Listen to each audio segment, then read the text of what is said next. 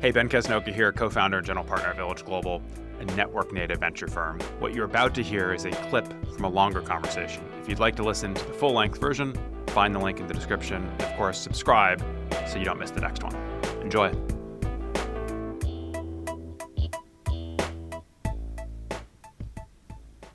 I think of Anthropic as really leading in coding with Claude. What is the future of coding, do you think? I think Anthropic is certainly leading in coding in many ways, and in many areas outside of coding as well, like knowledge work and things like that.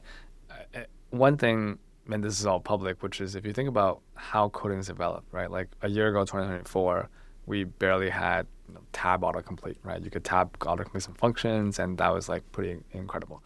And then 2025 came around, and you had agentic coding. Like you can chat with the agent, vibe coding. You had Claude Code, Windsurf, things like that. And now by end of 2025, you have pretty good agents that are kind of junior, intermediate level engineers, right? And this is a tweet from one of the Adam Wolf, which is a former engineering manager on Claude Code. He said something to the effect of like software engineering as we know it may be done by 2026, right? And this is, you can look at him on Twitter. Yeah. So this is something that, again, no one knows the future, but if you think about just the fact of writing code and this pace at which we scale from 24 to 25 to 26, it's a real shot that the way we write code is going to change forever, and no one's going to, and I think the analogy used is it's kind of like no one really thinks about a compiler, right? You just write the code and it spits out some binary bytecode and it just works. So could you have that and you write English and out comes Python, which then gets translated to binary? Like maybe. Yeah. And so for the foreseeable future, how much do you think a coding background matters? I think having problem-solving, critical reasoning matters a ton still, because coding is just a way to express formal logic, and that a lot of that is grounded in like problem-solving, critical reasoning, first principle thinking, and things like that. So I think those foundational building blocks still matter, but yeah, writing Python, I'm not sure. Just like writing COBOL and Fortran doesn't really matter right now, right? Or like writing C++ in many cases may not even matter. So like speaking Latin? Yeah, exactly. Right. So yeah, and I think in many ways maybe English is the Python of the future. And how do you think about in this age where maybe expertise is getting free or something? What are humans good at?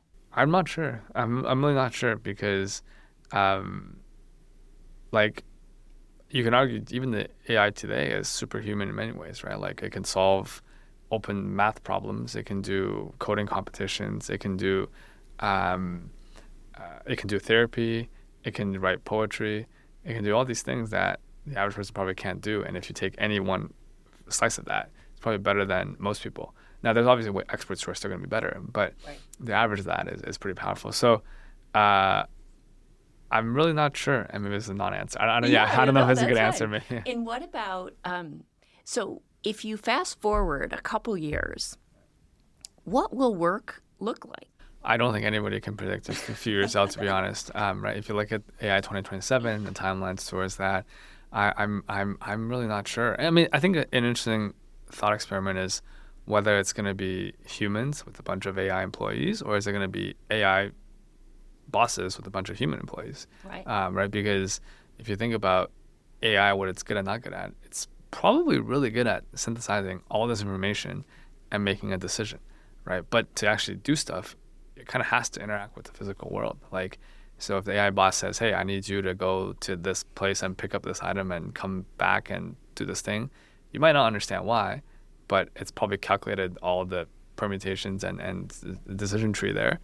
But the AI can't really do that because it doesn't have many times physical interactions. Versus humans, if humans are the boss and delegating to AI, AIs can do a lot too. But is the human boss going to make the most optimal decisions? And I'm not sure. And maybe it's a hybrid because you always need a human to be accountable or something, or hold them accountable or something. Right. So, yeah, I don't know. I don't really know which way it's going to fold. Okay, so if we can't predict the future, at least we can prepare. So how are you staying current on the latest developments, and where do you learn? A couple of things. So one is just really playing with these models and staying very close to the frontier, playing with these models,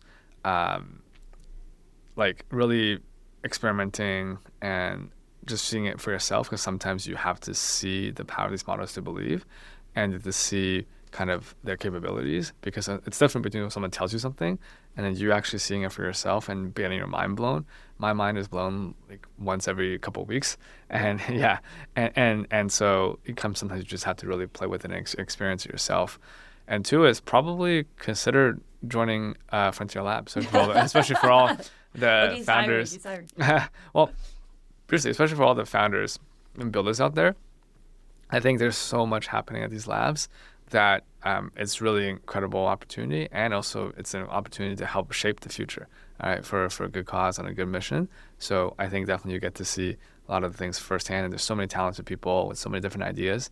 There's no shortage of different things to do or to innovate, but definitely there's a lot that you kind of experience that kind of help shape your thought process about the development of AI.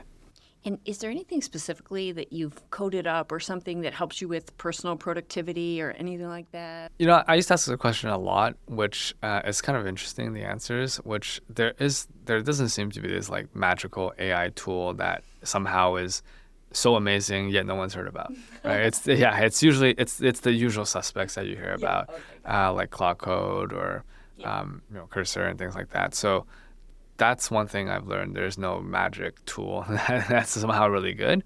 And certainly if it was really good, you probably know about it.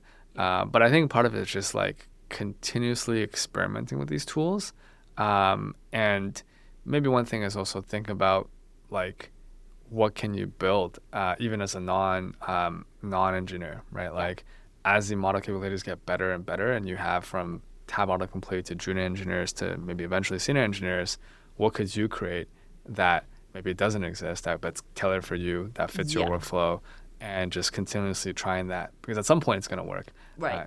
It reminds me of homebrew computer clubs years and years ago. It's like people would get together in small groups and say, what can we do with this thing, which is a computer, right? And, because it feels like it's still a little brittle, and you generally often need somebody who's an expert in, like who's coded before to help you, even if it's vibe coding. Like Andre Karpathy and I don't vibe code exactly the same way. Okay, so let's talk about 2026 and beyond. Do you have any predictions that are? 2026 is going to be an incredible year. I think we're going to see a ton of changes. And if we think 2025 was pretty crazy, where these companies are going from 0 to 100, 200 plus million revenue, 2026 might be even crazier. I certainly think it's going to be every year is the biggest year, but maybe even more so. And if you look at AI 2027 and you look at the sort of meter trend lines of where we're progressing, how many hours of autonomous tasks AIs can do, right? Certainly it's trending exponential.